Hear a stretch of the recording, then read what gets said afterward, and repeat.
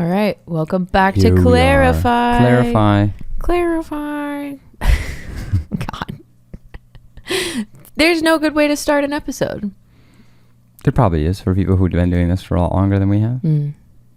Hey, I'm Cassidy, and this is Aaron, Yeah, and there's welcome back to Clarify. that's the thing Thanks for is- joining us again today to discuss If I Knew. Yeah, that's true. Maybe it's that we know how to start it, but it just doesn't feel right. authentic. Yeah. Yeah. Well, you got one little take of that, my broadcaster voice. You're just going to put that at the beginning of every podcast. Hey, guys. Hello. Well, what I said was true. Welcome back. Yeah. We are going to discuss If I Knew today. Mm-hmm. The last big beefy boy. The first song that we dug into fully Yes. in our big production meetings, in our pre-production. Yeah. The more one we attacked once we had our game plan. Yeah. This one felt like the step into the project kind of Yeah. in a way. It had a far way to go, but it wasn't. It also, for me, it just had a lot of soul. Yeah. Like there was a lot of really rich soul and kind of opportunity. in Yeah, it. absolutely. I was always stoked about this song. So cool. Cassidy's History Corner again. I don't really have an overwhelmingly crazy story that comes to mind. I mean, in regards to the emotional state that I was in, I was just kind of reflecting on the relationship that had just ended, as we learned in Willow Weeping. And, as we said, the prelude to each chapter go hand in hand with the big actual song. The preludes go along with the following song as kind of a set. So Yes. the set of Willow Weeping and If I Knew kind of is this, we're going through the breakup and then we kind of deal with the aftermath. So If I Knew is the aftermath breakup song. So I had realized how in the relationship I had been abiding by my codependent tendencies, and those tendencies were exactly what I thought would ensure the relationship would last, but they actually worked to its demise, I would say. We've been talking a lot about authenticity. You can't thrive if you're not doing that. So yeah, this song, the key word for it, if we're talking about the pointillisms, is hindsight. So I think that kind of really hits it right smack dab in the middle of the eyeballs. Right. So the narrative purpose is kind of what we get at the end of this piece. The lyrics that we find in the outro before the big guitar solo is, will I repeat the same mistakes in the future that I made in this failed relationship? Because it's a big question. Sometimes as people, as little silly little fragile little human beings who just want to find order and make sense of everything, we have this false idea that learning information about something will prevent future events from happening and unfolding the same entire way. Goodness gracious. And I got here and I was like, oh my God, I did such a good job. I'm out of it. I've learned all these things. We have some tools from the side quest, blah, blah, blah, blah. And I was still left with this, I don't know if I trust myself. I don't know if I do. I don't know if learning is enough. Right. Yeah, action. Yeah. Where does the action come in? Two hugely different things. We'll get to that action next song too. Yeah, it's just the purpose of this is to really pose that question. So the lyrics kind of start us off by saying, hey, the relationship actually really went well in the beginning, which is true. We had a very, very authentic start to the relationship. And then we kind of took a pause, and then everything kind of happened where I was at in Echo's land, this kind of restarting of it. And it's it begs the question, was I just wanting to go back to that relationship because your pride gets a little hurt when something ends, and then you see this person move on, and it's just did I even want it back for the right reason? It's just all There's these a rationality things that kicks in. Yeah. So for sure. Anyway, it's the way that we started was pure and genuine, and then we get to the chorus and say, well, it's been twice around the sun since then. It's been 2 years since we were at that place. Yeah. Somewhere along the way, I learned to pretend, which harkens back to lyrics that we got in the Candle, and then the space that we were living in Willing, which was this make-believe fairy tale land. Yeah. You know, so we're kind of reviewing. We're reviewing, and you know, even though poor patterns and behaviors became apparent, the same problems kept presenting themselves. I tried to convince myself to be honest and vulnerable, but I just like wasn't, you know. And then, of course, so we break up, and it just leaves you begging that question, which we get to ultimately in that, like, after we receive the second chorus, we kind of have a departure, and I just asked this question twice, like, what the heck, you know? Yeah, in this very focused musical environment. Yeah. It's just like, you know, what? Well, Yeah. go, you know? Yeah. So the musical narrative, we wanted it to be, like we said, living in this natural place. We are getting closer and closer to finding the truth and reaching that point, but not quite yet. So this is the first song in which we have acoustic guitar. Yeah, really. Yeah. It's pretty present. Yeah, absolutely. Pretty and present. we have a lot. We do still have synthesizers. I mean, we have synthesizers on There's pretty some much kind of everything. synthetic element to everything. on almost everything except for Willow. Right. Even Clarity has a vocoder, right? Right. Subtly. Yeah. So we still use that, but it should be pretty obvious that although this song is like very dense and still complex and deep, that we're moving away from the more synthetic leaning sounds and moving towards this like natural landscape. Yeah, even the electric guitar solo at the end, like electric guitar is not it is electric, right? But it's not synthetic, right? It's a real string being Right. picked up by a pickup, right? It's analog sound being put through an amp. Like there's a rawness to that still. It's still somewhat organic, actually. Yeah, absolutely. So we just wanted the music to celebrate the song. I mean, the song is intricate and interesting. Like, we have mixed meter. We have yet another really short chorus. A bulk of the song is this, like, we have another extended outro. We have a lot of this stuff, but it should just, the music, we really just wanted to, like, highlight what was going on in the lyrical Yeah, narrative. it's interesting to see some of the formal tropes and things that we follow on this record. You know, there's a poetry to that. You know, like how George Lucas talks about Star Wars, you know, and repeating certain things. It's why does that happen in poetry? Why does that have repetition and rhyme happen in poetry? Yeah. It's like there's some of that here too, with these longer outros, these moments of introspection. Right. It's an important part of this whole experience. There's a lot of things going on. Yeah. Yeah. Absolutely. So the duality for this song is ignorance versus wisdom.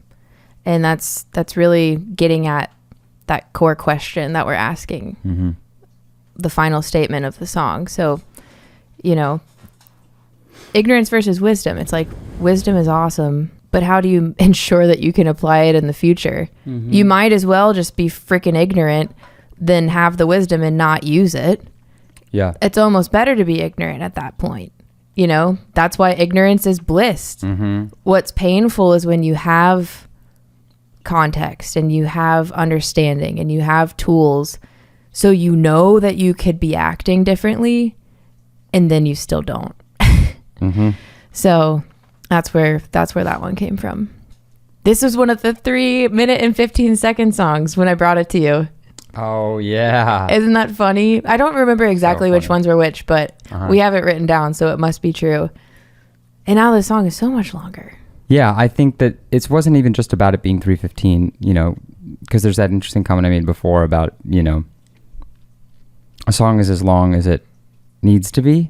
Yeah. Right? Maybe they're all just need to be that length. But I did feel like you were afraid to commit to something in this one a little bit. Yes. It felt like you were onto something really special and just like, I don't know, maybe afraid of listener disinterest or just like, I don't know, some other aspect of it. It was that I didn't know how to, like, if something was extended, it was that fear that I didn't have like the freedom of playing to be able to support it. So then I just didn't go there.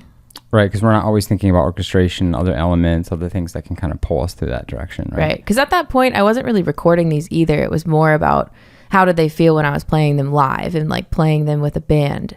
Which is important. Right. But sometimes that version needs to be different than the record. Right. But that's why. Because I was, every time I kept on, I think we tried to like extend it and stuff, and then I always just felt weird about it. Not because of what does the song need and deserve, but my own personal baggage. Relationship to playing. So yeah, you were totally right about that. Good job. out of all of these songs that I remember listening to, this one just felt like, you know, I said before, like it had such a soul, like it felt like the strongest. There was really wonderful phrasing and like little departures. The core idea, just like the mix meter kind of pulsation, you know, it just felt really poignant, very unique to me texturally. The beginning really underscores the vocals in a way that's it's potent within itself. It's salient because it is mixed meter, but it is calm, you know. And the vocals, they're very rhythmic in a weird way, right? Dum bum bum bum bum bum bum bum bum. Like they're this dotted eighth rhythm thing over bum bum bum bum bum bum, which is doing a little bit of that, but it's, I don't know, you expect the band to be the thing that's syncopating, but they're holding down this really strong thing. The vocals are free from that a little bit. I don't know. I guess that's really what you get when you are singing and playing at the same time without a band. Like I wrote it by myself, you know? So I don't know. It's interacting with each other. It was hard. Yeah. God, it kind of kicked my butt. How did you come up with it? Like, how did you push through that? How did a hard thing come about if it wasn't physically easy to play? I don't know. I just knew that it was somewhere on the other side. Yeah. Right. I always think it's fascinating to think about like composers have to write for all these instruments like that they've never played. Gosh, that they just kind of understand. Like, how do you know? You know? Yeah. I think it's just interesting to kind of develop knowledge of idiosyncrasies or knowledge of like what's possible, even if they play piano. Right. But maybe they're composing something on piano that's way more complex than something they could ever play. Right. You know, I mean, I had the experience of like learning about weird meters in school, and like at this point I had way better understanding of them, and I am just very diligent. Like I don't quit. So with enough metronome and slowing it down, and I think I did use like recording to my advantage. Like I would listen back and be like, no, that's what's going on. And I never counted this song, weirdly. I just knew the piano part should be this, and then it was a matter of experimenting and figuring out how the vocal phrase should happen on top of it. So once I defined that, then it was really just independence between your voice and your hands. Yeah, well, it worked out. Yeah. It worked out. Yeah, the rhythmic section at the end was cool too. It was also just like a really good kind of poster child in some ways of like the synthesis of like a songwriter and jazz musician, right? Like this in between. I thought of it as like this song in particular is like a more relaxed version of like Esperanza. Again, we talked about Esperanza being an influence. We listened to a couple of her songs or reference tracks when we did our pre-production research. And it feels that way to me in a lot of ways. Yeah. That's the theatrical cinematic aspect of this too. A lot of, you know, like there's an Emily's De-Evolution, right? Like a lot of like super theatrical, right? Like a lot of the Esperanza stuff, you know, has that air to it. It's and you know it's interesting that we started with this one because it's kind of the biggest or the last big statement on the record. Yeah, like the last major thing. It's the only time we really have like a solo, like an instrument solo. Truly like going on for a long solo. Right. Typically, you think of like Snarky Puppy or something, right? Like that's kind of the aesthetic, like long chord progression thing, and that's growing, and you got a soloist just kind of going on a journey. Yeah, you know. We have other soloistic sections, but they're more interludes to bridge us from one section to another. Yeah, this is like, well, we'll get there. Yeah, this was also sort of semi-composed, but in a different way. Yeah, definitely but still, in a different way. It feels, and I think it reads like a solo. Yeah. It goes by like a solo. It's huge. It's huge. And just the way that we had the rhythm section behind the guitar arranged is very like a la someone's taking a solo and then the rest of the band is kind of supporting this. Absolutely. Which in other songs, first of all, it's transitional material. Second of all, there's no interaction between like what's going on with the solo, and we're not trying to create these like giant moments where it's like overall the band is interacting with this person who's like saying something. And yeah. Also, in addition to, you know, having this giant soloistic moment with the guitar, which helps support it being like the last big statement on the record, it also concludes the relationship narrative, which we started in Echoes. Echoes, Candle, Willing. Willow Weeping. If Yes. I Knew. Yeah. A lot of these little sub narratives. It's Yeah, really just true. like a movie, right? Sub narratives. We have side quests that's sort of different. We've organized these things into chapters. Yeah. I hope you're following along okay. If not, we'll try to sum it up very well in the last episode. For sure. So, I mean, and it's one of the biggest like the biggest narratives, right? Besides our main quest. It's like... it's the narrative in which you're experiencing codependency, really. True. Right. Right. Yeah. Absolutely. So shall we just jump into the formal pathway? I think so. The formal pathway. Time for the formal pathway. Yeah. You had a lot to do with creating the atmosphere of this song. Like, I remember a lot of the first things that I had as like, quote, homework was creating these secondary layers, right? Because we started this song and we only had the piano and vocals. I guess we had old bass and drums that we were still using at the time. But we redid them. We ended up redoing them.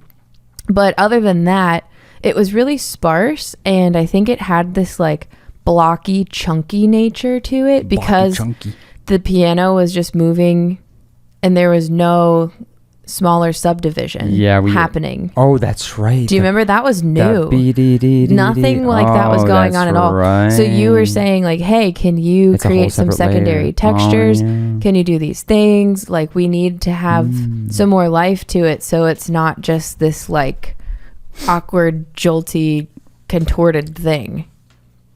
Yeah, and that pulsation kind of tethers us together. Yeah. Absolutely. Yeah. Let's listen to that without the pulse. So we have the piano.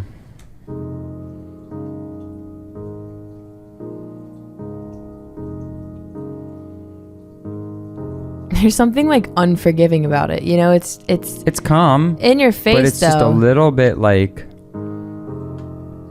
yeah, it's awkward. It's like, I know that we're in mixed meter, I can't clap to it.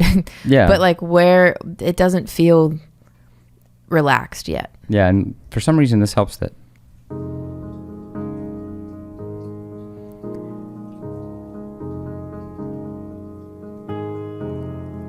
Oh man, it's amazing how different that feels actually. I know, and we suddenly it goes from like this to just like this really flowy thing, you know?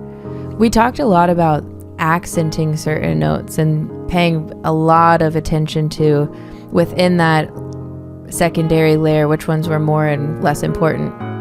Yeah, absolutely. Ugh, yeah. Such good stuff. Such good stuff. Such good. That is good.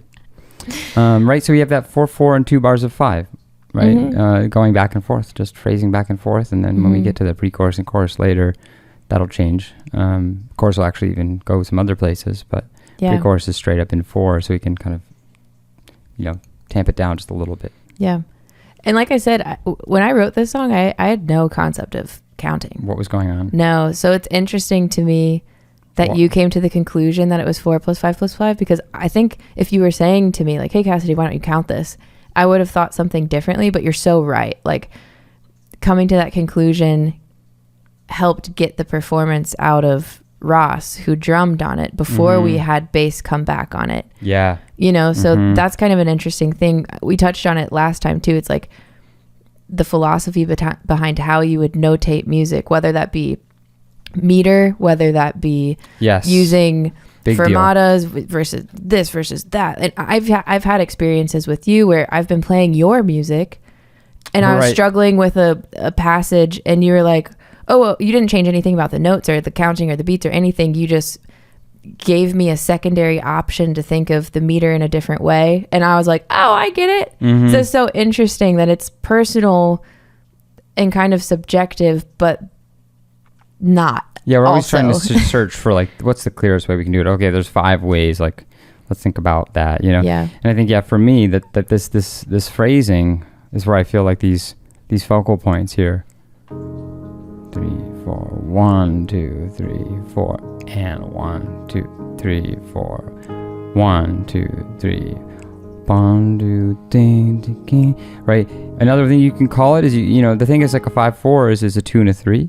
So you could think of it as a 6 and then a 3. Yeah. Right. It could be 1, 2, 3. 1, 2, 3. 1. Yeah. See, that last ends up being in 5 or though, big right? 7. Big 7. 2. Well, there's 3, technically 4. Yeah, there is. There's technically 4 or 14 quarter notes. 1, 2, 3, 4, 5, 6, 7, 1, and then we get that that whole thinking of the whole phrase in one bar.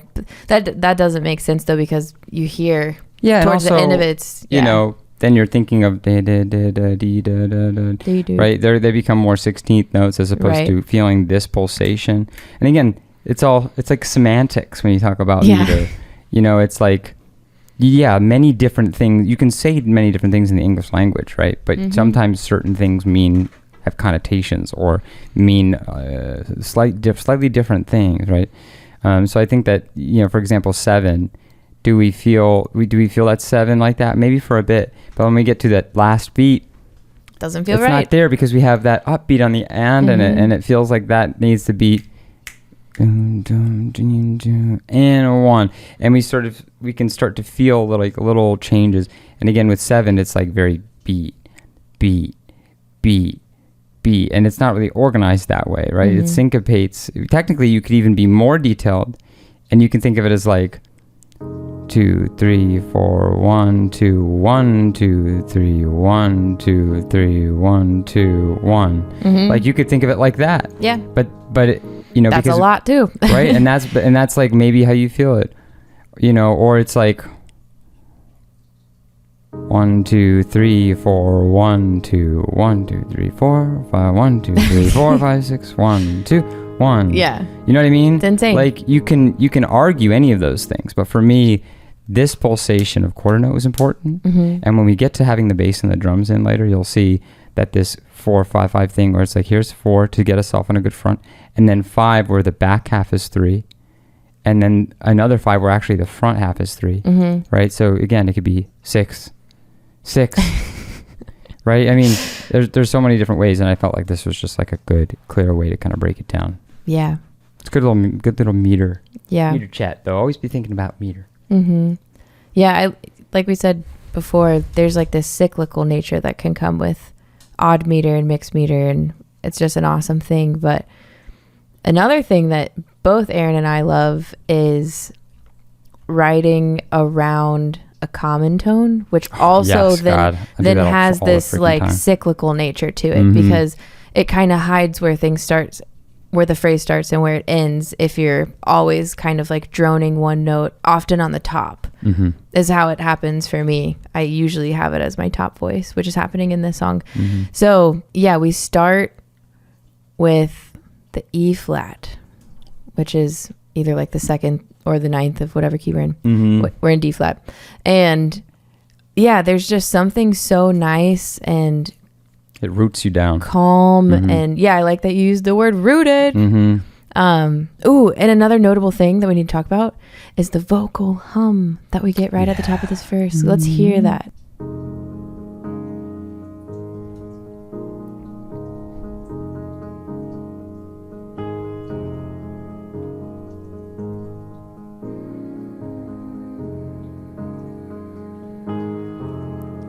Another one of those things that so potent to me. I don't know what it is about that. It came later. Thing. Yeah. Yeah, way later. Yeah, I wrote it in a string part. And then later in the song. Later in the song. And we finished the melody down. Yes. And it's like, whoa, can we just like hint at that earlier just a little bit? Yeah. We need something in that intro just to kind of grab you. Yeah. Right? Just like, hey, it's something. It's so potent to me. Yeah. Yeah. I think it conveys this, like, it's contemplative, it's reflective, it's a little on the somber side, but not too emotional. It's not trying to sad. be objective. Yeah. There's Totally. It could be interpreted as positive too. I mean, I think it really comes from a lot of different places. Yeah. Another thing I'm realizing too is actually that pulsation from the piano was partially from Guitar. a guitar part that at first I completely cut. I cut the whole thing out. No way. Yeah, we didn't have it in for a bit, and I ended up adding it back in. This is Jimmy's guitar? Yeah, Play it. it's in. I forget. It's I in now. forget. Yeah. Yeah, so the guitar by itself. Oh, yeah. Duh. Right? It's doing the note, right? Of course. I think of them as such a blended texture now that I don't even like recognize the difference. Totally. So that's that. So we take that pulsation and we kind of add it to this. Ugh. It's like suddenly we're in the woods. You know, it's just, it creates Right. the environment. But the thing is, the guitar, those downstrokes from the guitar, right? Doom, doom, doom, doom, all downstrokes, you can kind of hear that. They feel a little bit more incessant too. There's something about the resonance of the piano on top of that really allows it to be a little smoother, right?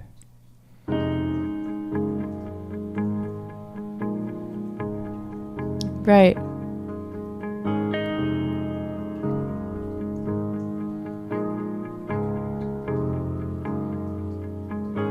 It's pushing, it's intent, it has intention, Right. but it's relaxed. Yeah. The tempo is a good tempo.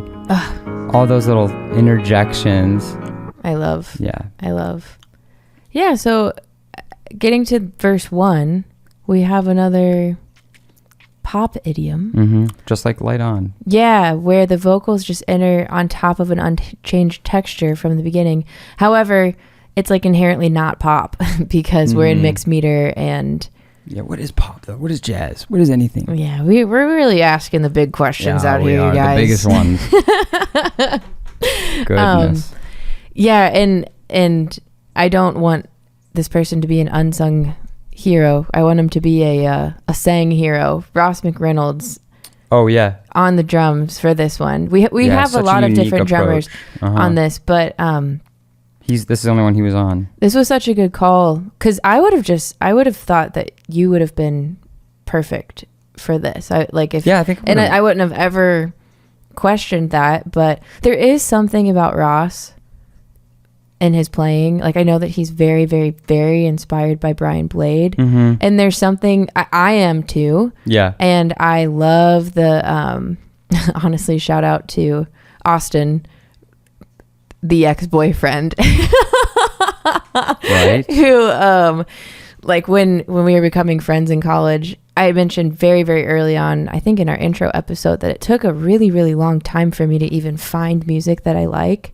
And it Right, took until college because before college you were not exposed to very many things. Evan Brown really tried his best. Like he introduced me to Hiatus Coyote, but then he was I think he was going too far. Like Monk, like what the heck? I was not ready for that. But you know, you were ready for Hiatus Coyote, but not Monk. That blows weirdly, my mind. I don't know. But became friends with Austin and my good friend Simon, and I was walking back from the practice room. This was sophomore year. Good dude. We were good old buddies. And Austin sent me this record by Brian Blade and the Fellowship Band. And the track was Crooked Creek. And it was like nighttime and the trees were rustling because it's fall. It's the beginning of the school year. And I just like fell in love. Like that's such a potent memory. I'll never forget that. And so there's something about Brian Blade's playing that somehow I think it's because he uses a lot of these instruments that we have on this track, like they're very natural sounding. The guitar tone that we have in this is really similar to the tones that the guitar players play, and I wish I knew their names, but I don't. Yeah, and he uses like bass clarinet and just overall bass clarinet would have sounded great on this tune. Dude. Actually. Missed opportunity number get 17. David Williford. Come on, David. Yeah. We'll re-record everything in 25 years, like we said. But yeah, there's just something really dark and deep and rich about Brian's music that I love, that this song called for. And like Ross was just the perfect person. He's so like he's like an expert at stuff like this, in my opinion. Yes, definitely. Yeah. So, yeah, I mean, we start off, and you're the one who really gave him all the directives for the drums. I really had a lot of trust with you, because this was one where, you know, we'll get to it, but talking about the chorus, like, we want these gestural things, and you try to convey it to me, and I'm like, I trust you. I because ended up actually tracking toms on this. Yeah. Because I love melodic tom playing with mallets. That's very Brian Blade too. And that's very Brian Blade, and I just like, I'm very attached to that. Like, half of the Bach stuff that I did the other week, I just like on all the slow stuff, it's all mallets on toms, because it's like melody. Yeah. And you know, we actually, you know, I was telling Ross, play less, like just cymbals is like, this whole chorus should feel like one statement. And he ended up actually sticking to more cymbal color in that first chorus, and adding that to make it feel kind of just like this textural change, so he could return to a groove. Yeah. And I ended up underneath that adding some of the toms. Same thing there's some of that in the whole second verse. Right. Interspersed with Ross's kind of very focused playing. Yeah.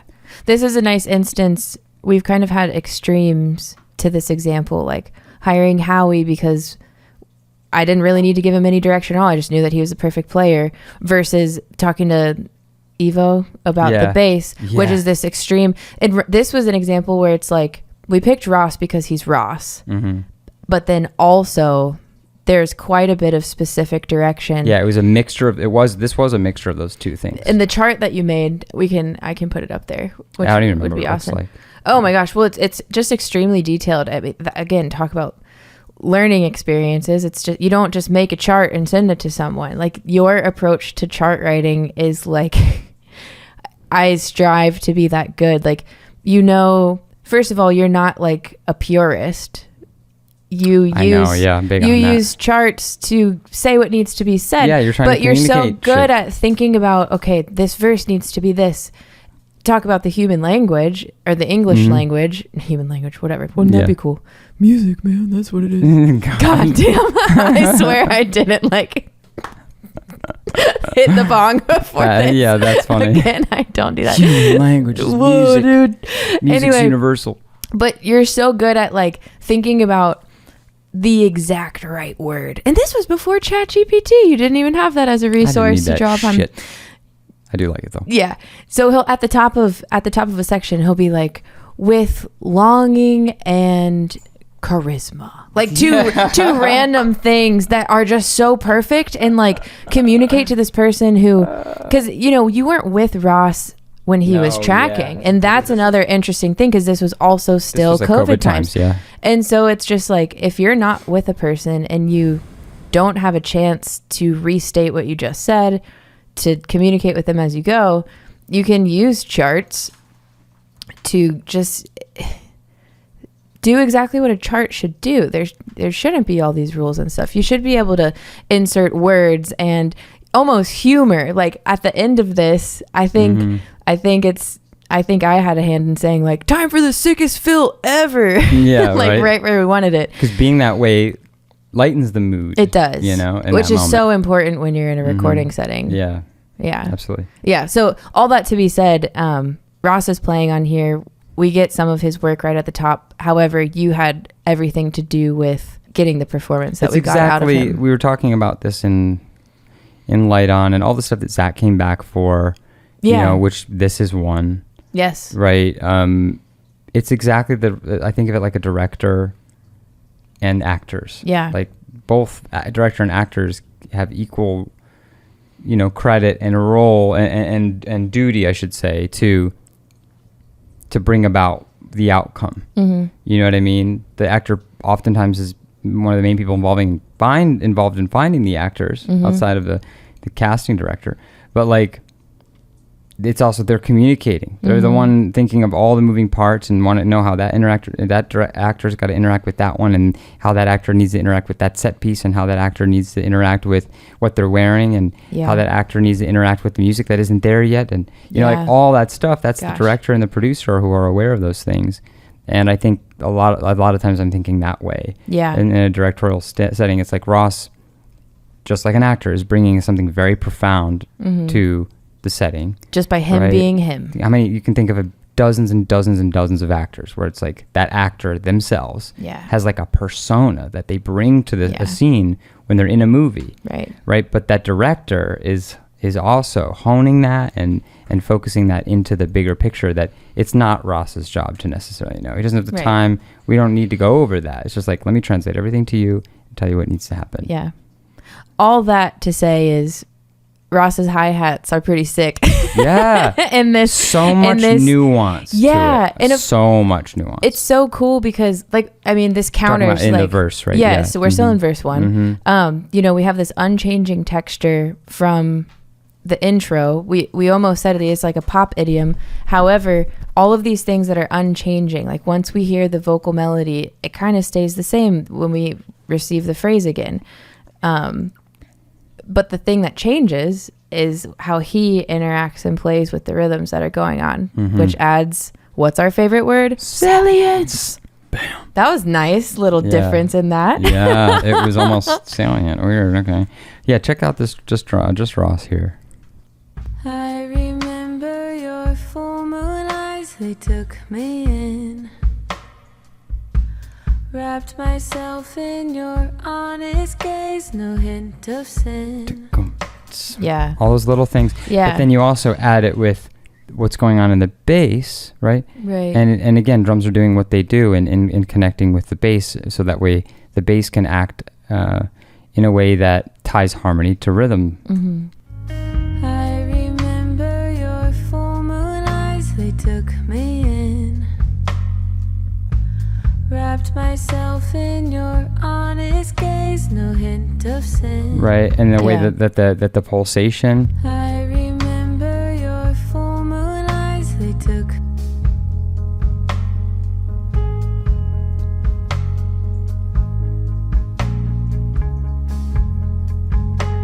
Yeah. You know, I'd It's be percolating, interested. right? I'd Just be like the repetitive notes. Yeah, I was just thinking, you know, to go back to the, how did we notate it? The 4 + 5 + 5. Although that's what the piano is doing, the bass is following the piano, and then we get kick drum on every like chord change essentially. But it begs the question, like, if we notated it differently, would he have put the kick drum there because bass wasn't there yet? And I don't think that we're using old. So it's just kind of interesting because this totally sounds like 4 + 5 + 5 in this context. Yeah. But you just never know. It's one of those just Absolutely. cool things.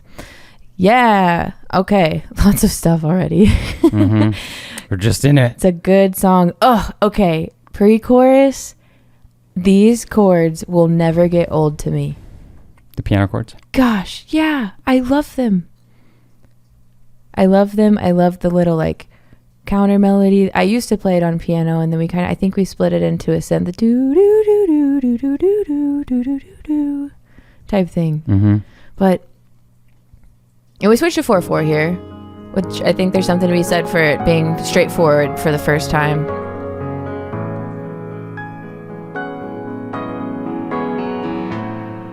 Yeah. Right. And then cool string things. I remember coming up with this being like, this is weird. I don't know if Aaron's going to like this. The building thing? Yeah. Oh, it was great. Well, I mean, you have to Exactly what it imagine needed to this be. is the first time I'm writing strings for a song with us working together in this capacity. You know? Right, And sure. I thought that it was kind of weird. Can we hear what they're doing by themselves or with whatever? In the pre-chorus? Yeah. That's weird, but cool. Oh, that's cool. Yeah. There's another breath. That might Yeah. have been me. That might have Maybe. been me. Well, it's there. Mm-hmm. Yeah, so some things are the same and some things are different. Classic pre-chorus. We stick to this common tone idea.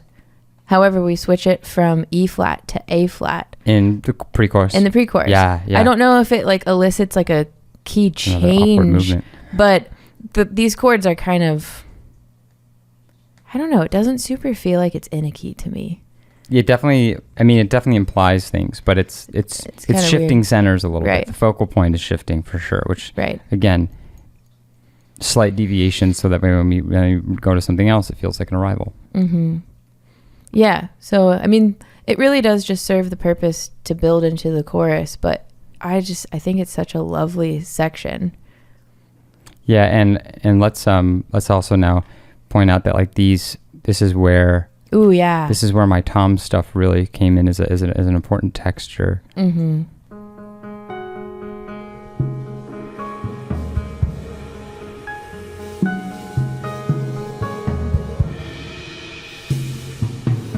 Right. Just like, whoa, what is going on there? Dude, mallets are so cool. I know. They have this like underwater feeling. Yeah, totally. Why? Because they're just muffled. Oh. There's less high frequency because you don't have a wooden thing hitting a head. See? You know everything. That seems pretty straightforward to me. No, to me, this is what... When people this say, is what oh, happens. make it feel underwater, like you just muffle it because you can't hear. High frequencies don't travel the same underwater. Somehow... See, I really... I don't know. I hope there's a word for this. Maybe there's not. But like, some things like that are so obvious, I am actually pretty bad at just being like, oh, yes. Like in life, you mean? Or situations like this. It's like, oh, yeah. I could probably think about that forever and be like, I still don't really know why. I think I have a lack of some practicality or something, because to me, I'm just like, oh yeah, mallets are cool. They sound like underwater. Sounds like a whale. Why does a whale sound like this? I like go on these crazy things. I mean, underwater is typically you take high frequencies out of it and it could sound muffled, and underwater is kind of muffled. Am I losing it that we've been doing this all day? We got 3 more to do, so hopefully not. Okay. Yeah, but gosh, and they're melodic in such a cool way too. I think they sound like bubbles too. Yeah, like coming up, like big ass bubbles. Big bubbles coming out of like giant clams or something. Big bubbles. You're just in SpongeBob territory right now. Oh, don't say that. That's all. I'm trying to avoid that place. Oh, gotcha. I want to have integrity in this podcast. Ah, okay. No SpongeBob territory. We can only mention it so many times. Have we mentioned it? Well, the pineapple's been in the edge of the frame. That's right. The pineapple's there. The past few episodes. So then we have this little thing. I mean, there's a lot of little things happening in this pre-chorus. Yeah.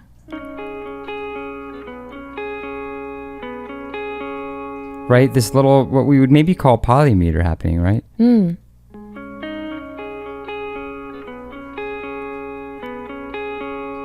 Right? That's technically kind of in 3 right there for a second. 3, yeah. 1, 2, 3, 1, 2, 3, 1, 2, 3. And then it's just, gone, cuts, right? Dude, it kind of is, and that's weird because there's this other part which is the I think that's where we got it from. Yeah, oh, absolutely. 1, 2, 3, 1, 2, 3, 1, 2, 3. What is it? But it's in 4. Say it one more time. Yeah, it's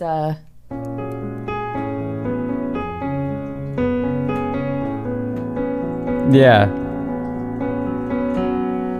Yep, just to kind of like break out time a little bit, even though we're going to 4 in a consistent meter, there's a little bit of implications of some other polymeter happening that's just subtle. It's not anything crazy, but it just breaks up kind of our sense of time a little bit to create anticipation before our chorus hits, for sure. Yeah. And then we get to the chorus. This gestural moment. Jesse Gilmwalter's favorite part of the album, to my knowledge. He loves it so much. He does always talk about it. He may have not explicitly been like, that's my favorite part of the record. But he said it to me one time. He did? Yeah. Okay. Or maybe he talks about it a lot more than most of the other parts of the record. I got off stage. The vocal melody. I got off stage one time after playing this, and he comes up to me and just like gives me a hug and goes, squeebity-boo-doo-doo-doo-doo. Yeah. It's like, there it is. I'm like, thank you, Jesse. And again, a short chorus. Mm-hmm. Like, there's a lot of that on this record. It's interesting. How is it sailing if there's not enough choruses or 200 verses? Well, there's a lot of info on this record. Right. So it's like, I don't know. Choruses are verses are our time to kind of settle into something with how much is going on. Right. So we can kind of live in that, and we deceive, but we deceive just for a short period of time. Yeah. We're not going to bring you there for too long. Sometimes we do take you there for a longer time. I wonder if it has anything to do with, well, I already debunked it in my head. I was going to say with it being like a concept album. However, I didn't ever set out with the intention to write a concept album, so immediately debunked. But did you? It was this like subconscious drive, and if the point of a chorus is to just drive home like the point of the song, you need so much more. That's almost too simple for a concept album, right? Like, we don't need to hear the point of the song. We need more details. We need more support. It's a story, yeah. We need to have the story. which where do you have that? Verses and other like ambiguous sections, Yeah. like these bridges that serve as an outro, that serve as this, that serve as that. Like we don't need to hear, you know, it was 2 years since I was genuine and now I'm not. That's not that important. Everything else is. Yeah, it's like one particularly potent sentence can happen, and then we can move on. Yeah. Yeah. And I know we kind of hit on the drums already, but like this was a big moment of trust for me because, like I said, I never fully. The drums used to be double time here. Oh God, can we hear? They used to be. Yeah, I was so like, whoa, dude, that's crazy. and I never loved that, but when we were doing our Zoom meetings and you were trying to convey, I know I had a really hard time conveying this. I was trying to. I don't think I truly conveyed what I was thinking until I executed it for you. You didn't, and then even when this is what scared me because again, like we were just starting our like relationship as producer artist, so thinking about this song, I had the hesitancies that come up probably wouldn't come up now. Sure. That we have an established Mm-hmm. relationship, but you know, you're talking about these like pretty big musical decisions that I'm not understanding, and then even after that, you got the drums back from Ross and you put them together, and you're just being honest, which is great. But you were like, yeah, and this still isn't doing it, and I'm just like. No, like I want some solid, like this is it. You know what I mean? But eventually we got there. I mean, but that's the creative one process for you, though. Yeah, this was one spot where I was just like, I trust him. We're gonna get there. And now it's perfect. So yeah, let's listen to this like crazy what it used double to time be. thing.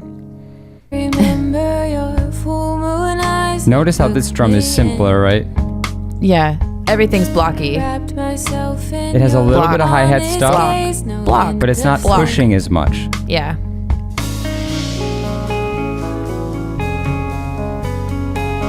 Oh, if I knew. We spun twice around the sun since then. Somewhere along the way we learned to pretend. Gosh. And that's just so anti what is being said lyrically. Also, it's just like, it doesn't blossom into a moment. It feels like a new section. Right. And it feels like jarring. It's like we barely just got a hold of what was happening. And then it's just like, what? And then by the time it's over, we're like, what was that? Right. Oh, we're back. And that's, to me, there's some songs that are that. But that this song is, you know, it should just like spill into this like soupy gestural statement thing, and then okay, now we're back, you know, as opposed to like bam, brick wall. It's like, whoa, you know, it's like, okay, let's try something different. I'm always trying to manifest thoughts into examples. So it's like, it's not your job to be able to see into the future that way. So I need to be able to be like, what about this? Using tools that we have.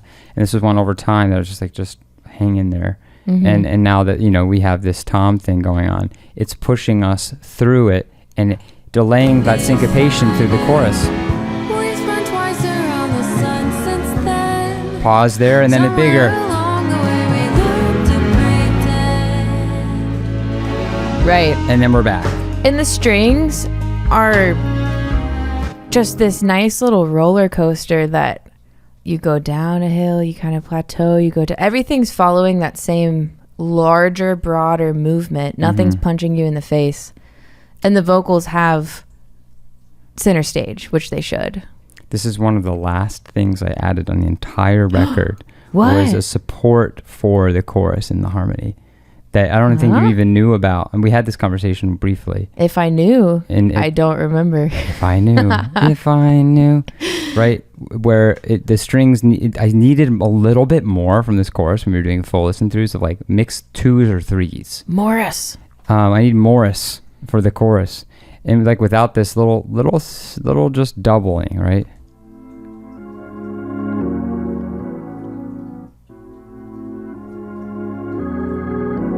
No, this is a surprise for me. Right, super No like way. weird organy synth thing. It's like it's a mixture of this like retro Whoa. synth going on here like this. No way, dude. Surprise. You're fired. Don't tell Whoops. me anything. We had that with That was- Jesse. That's my MIDI information. Really? That I added after. Why does that sound familiar? I didn't know. I'll show you why. It was about the register location that this needed to take up because we did have this. This is what I knew about. Mm-hmm. Yes, that's what I'm thinking of. Thank you, Jesse, on the filter knob. Right. That gives it the sort of Shape. shape. But listen to it with this.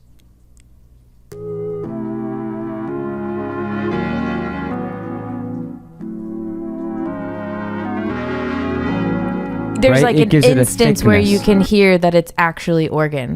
But of course I never noticed. Right, you can't tell that it's organ. It's about an organ is something where you can shape the overtone series with Yeah, the drawbars, right? yeah. So I use that with the synth to kind of shape exactly what frequencies needed to fill in the chorus, so that way when we get that with the strings, which by the way, I don't know if it's something we haven't mentioned enough on this record, so much of the Juno is the string MIDI information from the building of the parts, from the Yeah. arranging, just ran through the Juno. I think Right. we may have mentioned that one other time. We made that discovery with Speck of Dust because I think Mm-hmm. we loosely went in album order when we were doing these synth sections or Mhm. sessions. It kind of felt natural to just be Mhm. like, all right, well, if we're going to approach this thing, I know we didn't start with Morning Light, but Yeah. I think Speck of Dust may have been like Yeah, it was general. one of the first places, and Yeah. those strings really lent itself to that, and then we were just like, let's roll with it. Yeah, so check this out with the strings. Like the Juno, it's all homogeneous here.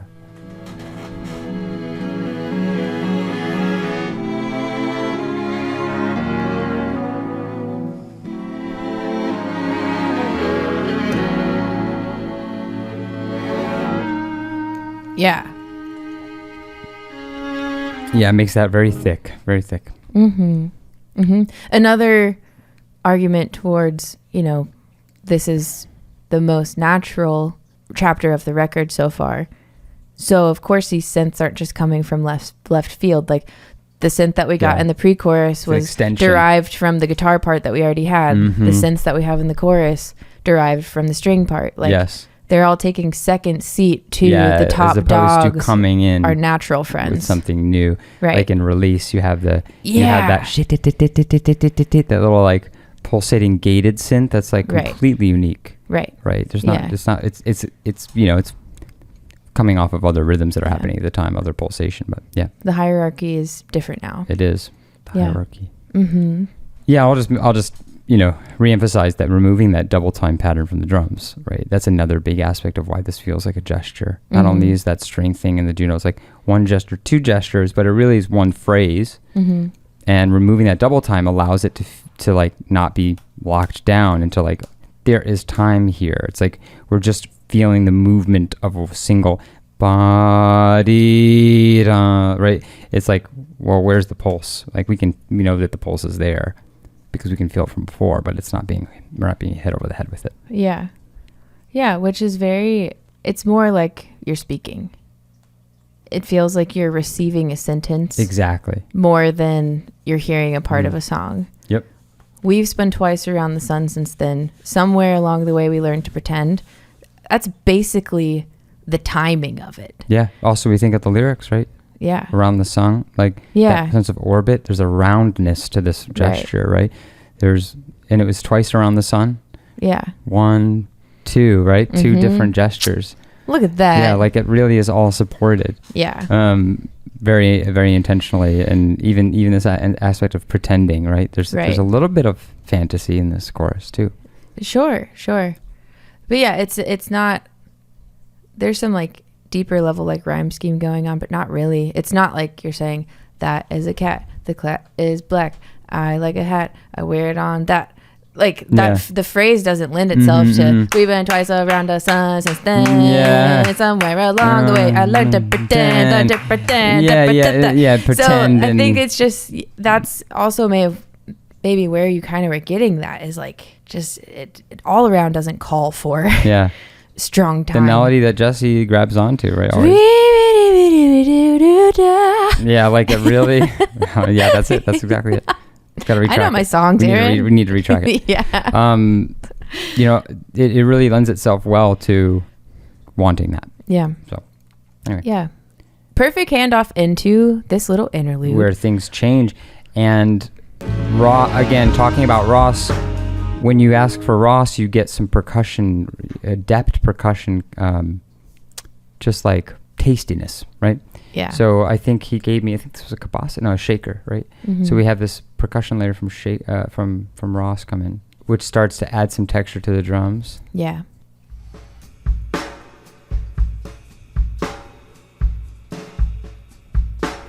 Right, and then we add my drums in.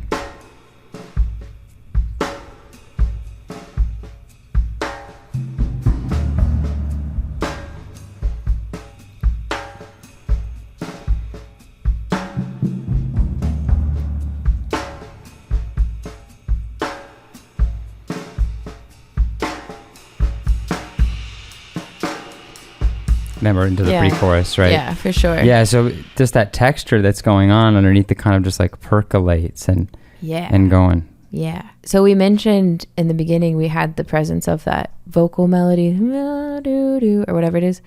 Mm-hmm. This is actually the origin story of that melody. Yes, and the strings. Yeah, and I love, this is just another one of those lessons that I'm never going to forget in regards to like, okay, wrote some of this part, brought it back to you, and there's just so much to talk about with such a simple little thing. When I brought it to you, it was just da da da and cut off right on, like right at the top of the entrance like of the verse or something. It was like decrescendo. Or it was like, I don't even think it was because I wasn't doing any sort of like dynamic mapping. I think I just had it, and then it was a hard stop right at the entrance of the verse. And you were like, cool, yeah, love that line, we're keeping it, except for why did you cut it off there? And then I feel like a stunned student in the classroom. I was just like, what do you mean? What do you mean? Like, because that's where it ends. And we had this awesome discussion of, we added 2 more notes after it. And do you want to tell us why? Well, for me, it's just, I'm really big on this too. It's just like, sometimes with a formal change, you want differentiation. Yeah. You want like we were talking about with the pre-chorus where we're leading to something bigger usually, not always, but like we're going somewhere else. It's like, do you depart so that way you can arrive, or do you build very intentionally so you can then spill over, land on, and hit hard on this front of this pre-chorus? Going this other direction in an interlude that's taking it from something high energy like the chorus to a smaller energetic place. There's often a time of like, there's this thing that I always talk about of like setting things down. And one thing I find with a lot of like songwriters, composers, is this need to like stop ideas on like, in like checkpoints that they're used to like thinking about. So like it's 4-bar phrases. Or just, 4-bar phrases. End of a section. Formal points. It's like, oh, this is the verse, cut. Yeah. It's like, maybe that's good. Maybe that's what you need, right? Maybe you need a big textural shift, right? But also, what if we were open to the concept of like dovetailing, right? Dovetailing different parts of the form so we can hand off the baton. When they hand the baton off, there's like a moment where they're both running. Yes. And holding on to the baton, like for a split second, right? And I don't know about baton. Maybe this is not what's supposed to be. No, it always this is looks awesome. like this. This is awesome. You hold the baton with the other person, and you're still running for a second, both holding it, and then there's like this transition phase where then the person lets go. Yeah. It's not just like, yeah. and then the person grabs it and runs. It's like there is a moment where they're both holding it, right? So it's like and that usually I would imagine perfecting that handoff is probably a huge skill. Oh gosh. Right, trying to make that like happen. So if you drop it, aren't you out? I think so. Or you at least have to stop and get it off the ground, right? And then you're basically out. Maybe I don't know the rules of a relay and track, but it's just like from watching the Olympics. Like you see it, and you're like, interesting. Like that's very profound. Like what has to happen? You know, it's all kind of like running is kind of like it's kind of like very chaotic. It's like you know, you're just like putting your arm and trying to keep it still while your whole body's doing this. Yeah, it's like. Okay, you've got a lot of layers, you've got a lot of things happening, you've got a lot of interwoven elements, and you're trying to create salience. And usually at a formal change, salience is you're going to be faced with having to make a salient, decision. And if you just cut something off, then that's a specific decision that's going to do something specific for salience. So if you pass something off, then you're hiding that a little bit. You're rounding off the edges. We keep talking about this. It goes back to my thing about Christopher Nolan being like, you don't want to know you're in a piece of music. Like you want to just experience the piece of music. And the more jarring things you do, the more you the notice. more that you could potentially know that you're listening to music. Yeah.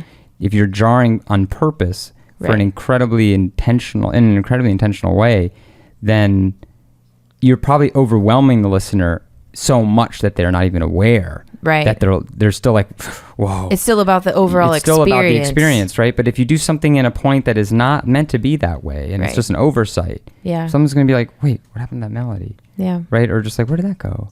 And again, it's all hypothetical. Yeah. But that's what we're doing as composers, is creating hypothetical objectivity, hypothetical realities to like try to compose for a listener that we don't even know exists yet. Yeah. I've taken this lesson with me and actually applied it in a very like literal way constantly since you mentioned this to me in January of 21. Yes. Yeah. Not in the same way. Yeah. So I've taught for years, and with young kids especially, there's this tendency at the end, when you get to the end of a line in sheet music and you have to move your eyes and kind of readjust and start another typical like 4-bar phrase, kids don't want to keep a steady beat. That makes a lot of sense. Motor skills, it takes a little bit of time, super understandable. What I started to then super pay attention to is even within the same line sometimes, if I had a kid and they're struggling, it's like they can play. It's like clearly they're capable of this, of executing whatever it might be. There's still a tendency to pause after every bar line. And so I have since learned when I am, teaching these kids, it might be simple as like a half note, a half note, a half note, a half note, but there's a bar line in the middle of it. And so taking the music away and just saying, hey, can we just look up for a second? Like, you don't need to play it with the left hand. We can remember 4 things. It's just 4 notes in a row. Yeah. Can you play those for me? And I need you to not think about how it looks like on the page. I just need you to think about these 4 things in a row without a line in the middle as a buffer. They can do it. And then it's like, whoa, and then they feel all proud and it's great. And then, here I am as an adult and I'm like, how many times am I just like running into an actual roadblock because of like these visual distractions? Absolutely. Or the way that I'm thinking about something in my mind is too almost chunked. More like form, physical distractions, like where you're thinking of something changing, or where you see it change. Yeah. And the thing is like what I learned is, yes, it's a visual distraction, but it's it's fundamentally a conceptual distraction. It has everything to do with how you think about it in the end. If you're thinking about how it looks, that's one thing. If you're thinking about it in a different way, you get a different result. So it's been awesome for bringing that to musical education for little kids. And then a constant reminder to myself, like, where am I literally boxing myself in? Yeah, literally. In all of these other ways. Yeah. Go past things. Just because it's the next section doesn't mean you can't let the other idea finish at the beginning of that next section. It's all over time, and let things overlap. This is all about 2 notes. The most important 2 notes on the record, apparently. We even like bring it to attention what that is, right? No, let's listen to it.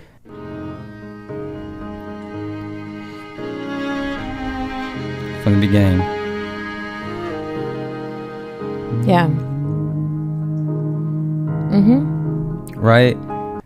There's just something also just like a little prettier about that line with those 2 notes too. Yeah. Why is that? Well, we could dig into it, but we know why. We're already it reaches the E flat common tone. Ah, yes. An octave lower. That's it. That's it. We know why. Yes, absolutely. Yeah. Okay. So welcome to verse 2. We have this cool little rhythmic pattern that happens in this verse, which is it's elongated. It's double the amount of time as the first verse. The verse. Yeah. Yeah. Which is sometimes opposite. Oftentimes in pop idioms, the first verse is twice as long one. Right. And the second one, we want to get to the chorus. Yeah. But in this one, we have a little bit of a journey to go on in this verse, which I think is great. We extended the verse, and then we also extended pre-chorus too. Very interesting. Yeah. It's kind of funny. We have unintentional text painting. I say patterns unfold, and then we also have this like bass and drum pattern thing going on, which adds a lot of interest and differentiation as well. A lot of different different patterns and things happening for sure. Another thing about the bass is, I remember this from onboarding, is that like the articulation was not quite right. Ah, yeah. It was short. It didn't dot dot bum bum bum bum, like it this whole song to me has this like gooey kind of feel, right? And the bass, it's an amoeba. It's an amoeba thing, right? And the bass has such an opportunity to overemphasize that and help that, right? And I think that it was hurting it, right? That this short articulation's happening from that bass. Let's listen. Unfold, yet stories old will reoccur. Must be bliss and ignorance that made me sure. Hear that space in between? Yeah. Bum bum bum. It's not staccato, but it's broken, right? It's broken a bit. We get to it here, and it's very much. I remember talking to Zach about this in the session, and this is again that producer kind of musician relationship. I just beat dum dum dum ba dum ba dum ba dum dum. It's like, okay, that's the whole phrase, right? Just legato. The whole thing is legato until the breath.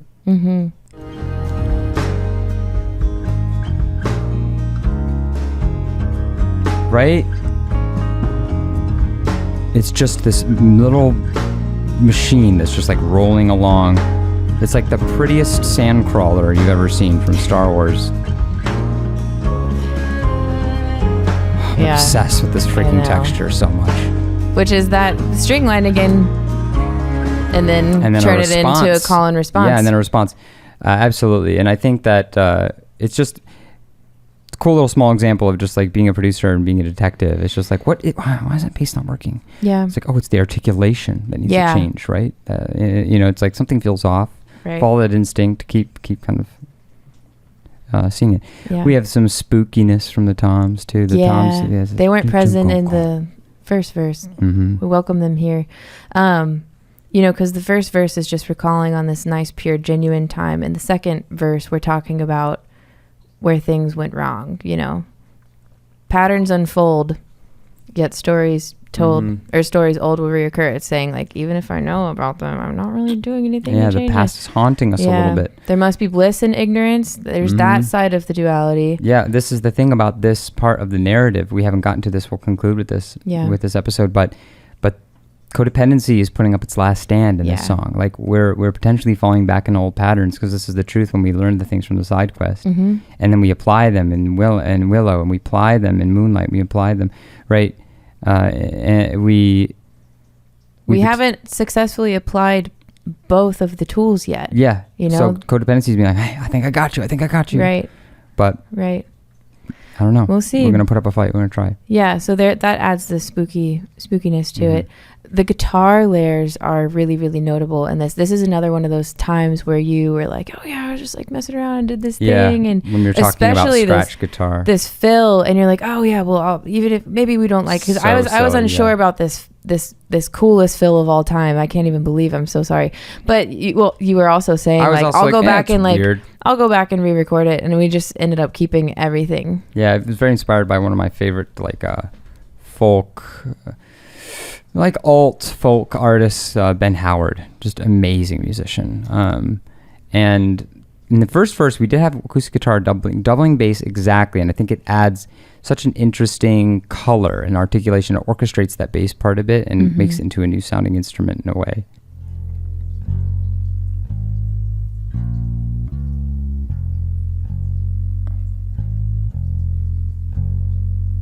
Right, if I remove that kind of metallic stuff,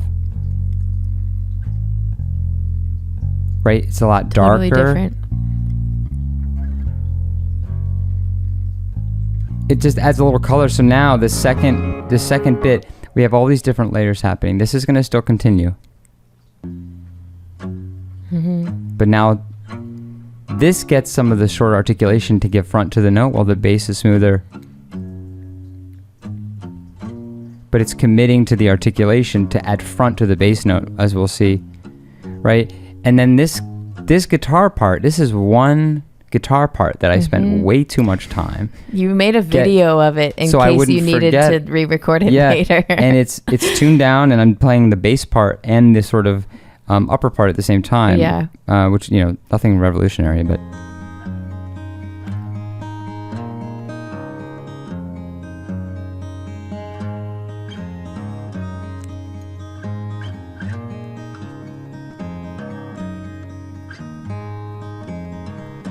That's hard. So then you do this together.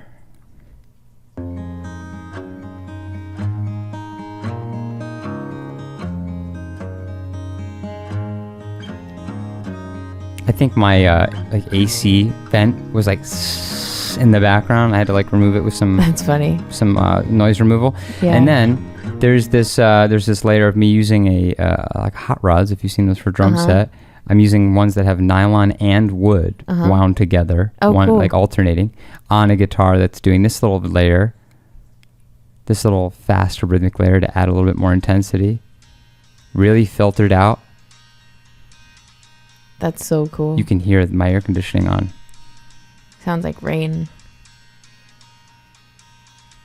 I'm just hitting on the fretboard and close to the sound hole, and then there's this other layer happening.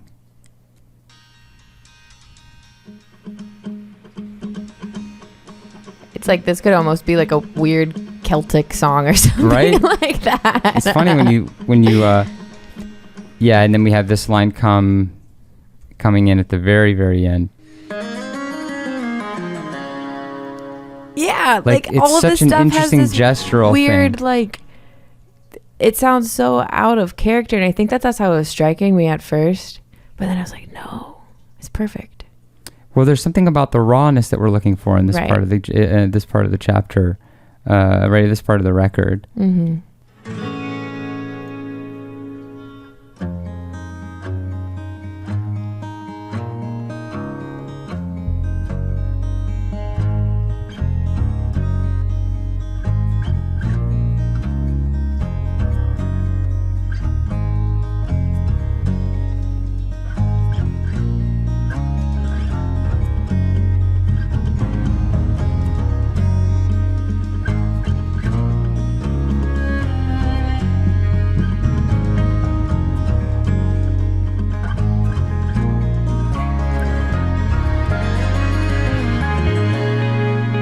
Perfect.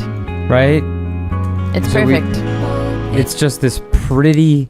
It's this pretty shit. It's the place that we can potentially go if we if we are. It's a sense. There's a wisdom in some of this stuff, right? There's a very peaceful wisdom that's kind to try to being suggestive to this very straightforwardly hesitant and ignorance kind of. Right, our dualities, ignorance versus wisdom here, right? So yeah, this fighting against some of that ignorance, being no, we can be informed though, we can, right? Yeah, so we have that nice melody that we hear in the vocals again, and then its response is a counter melody, which shoots us into the pre-chorus by landing on the pre-chorus common tone of A flat. The vocal part. Yeah, exactly. This little vocal part here.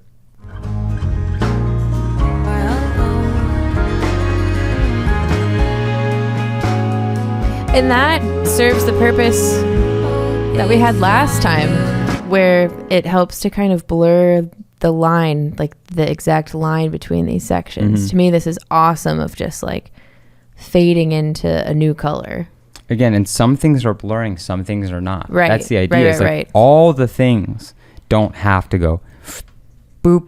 Right. We have multiple instruments that can, it's like part writing, right? I see a lot of time, and we probably worked on this in string writing too. It's you don't always have to just be everything changes. There's always 4 notes, and we always do this, and we always do that. I still struggle with that so right? hard. Overlapping and having suspensions, and this line can hold, and that thing can do this, and it can do that, right? If you listen to Ithaca by Jesse on Fantastic Wrist, there's a lot of that, just counterpoint of interwoven conversational writing. And again, I'm not saying it's better than other things. I'm saying that I think it's more interesting to have variety in how that happens. One thing you can do is have this homorhythmic, like everyone's changing every bar, every beat, every half note, whatever, right? But that's one texture, that's one approach, instead of like the only option. Yeah. So dovetailing is really, I think it's really strong. Yeah. So pre-chorus 2, we doubled it. We needed more. Yeah, it needed more, a little more anticipation. We needed more. I like the idea of this pre-chorus picking up where we left off in the last pre-chorus. Yeah, absolutely. And then expanding on that. So we wanted it to be more rhythmically involved. We have snare from the drums in this, where last time they weren't so present. And, you know, we get to a larger dynamic, but often I don't think we've had that philosophy between sections. It's been kind of like, okay, so what needs to be the same or different, but not like, okay, let's pick up right where we left off and continue the sentence. You know, it's just a cool way to think about something. Yeah, because this whole beginning is leading to what's inevitably going to be the bridge, where we kind of go on the journey of introspective thought. Yeah. So even more Schmerg, good old Schmerg. I don't know if we haven't mentioned a lot of Schmerg enough. Anytime we talk about anything musical that's dimensional, you know, arrivals, dynamics, rhythm, growth, tempo. Yeah, we probably pushing, should have made some more notes about like, this is an S in Schmerg sound, this is an H in Schmerg. That may have been a little but annoying. There's a lot of detail in all of this, and we're just trying our best. So, But this is Schmerg Town, USA. Ooh, and we have a nice little bass line in this pre-chorus. Can we hear it? Yeah, totally. This little the bass has done a good job of just kind of doing what needs to be done and not really elaborating, but having this more like improvised sounding line really goes a long way.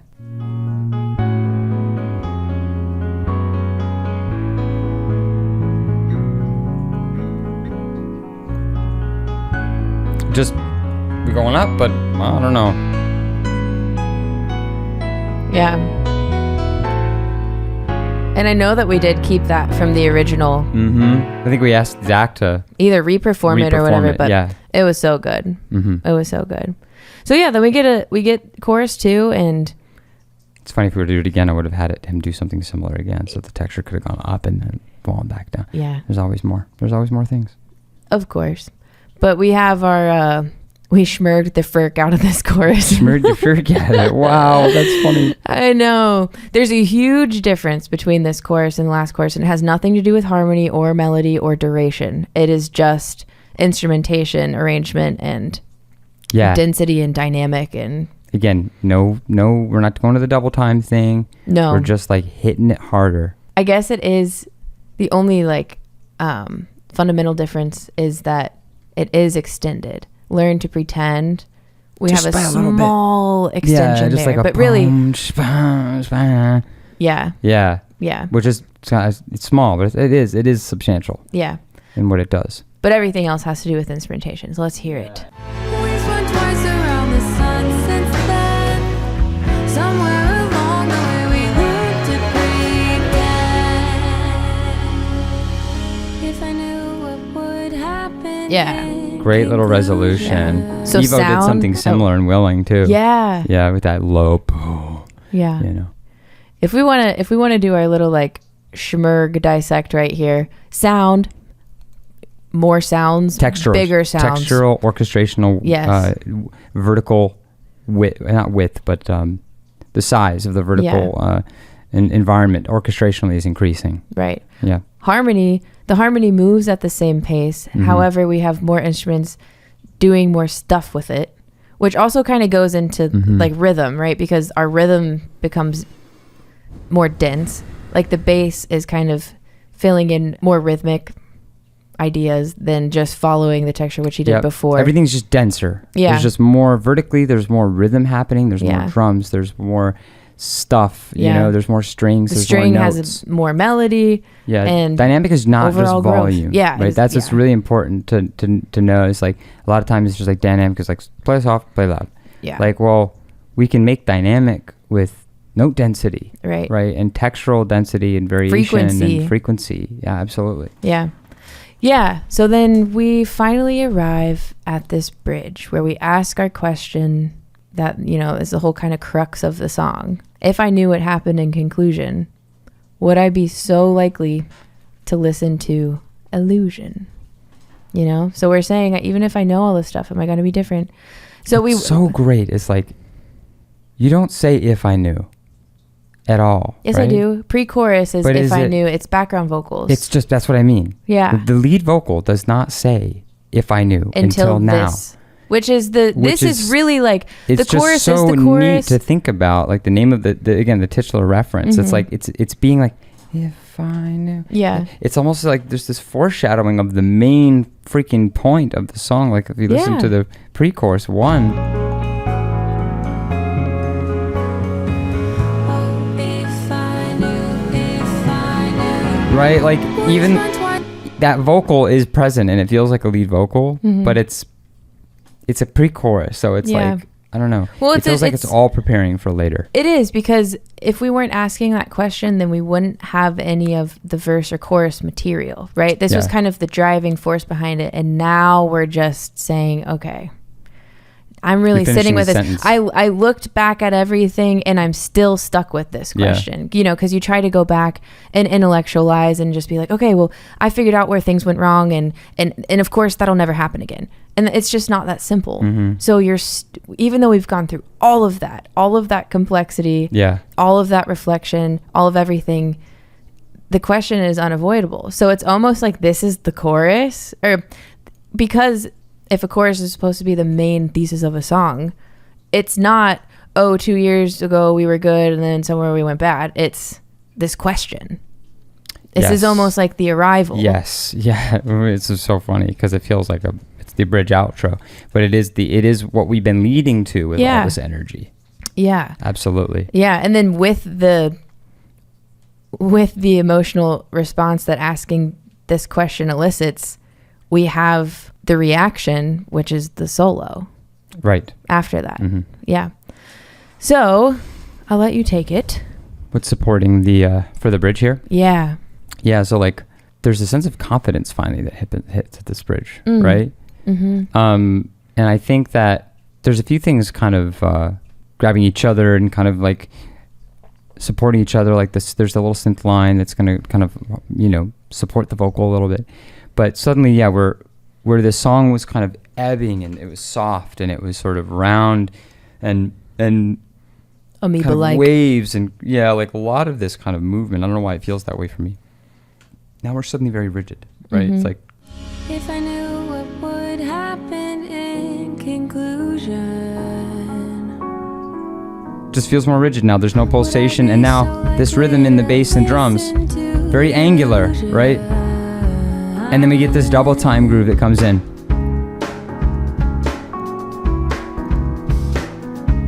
Right? Completely different sound, but we have some of like bang, bang, dun, da, da, dun, da, da, da, dun, dun, dun, dun, dun, dun. Like there's a repeated pitch, right? We have a little bit of stuff borrowing from it, right?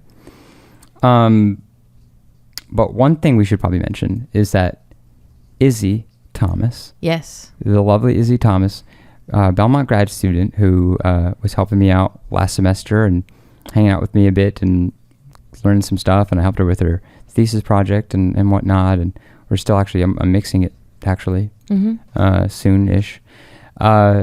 She actually made a really interesting discovery. She helped us with all this pre-production, by the way. Yeah. This was like, she was an immense help in making this podcast, Yeah. pre-production for this podcast.